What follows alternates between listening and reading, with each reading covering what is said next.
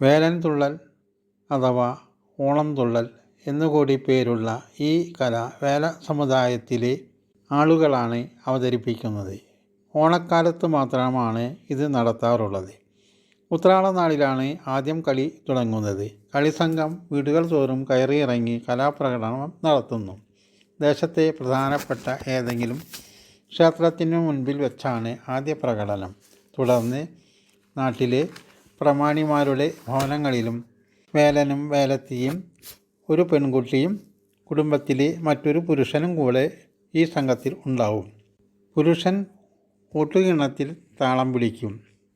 അതനുസരിച്ച് വേലത്തി കൈത്താളമിടുന്നു.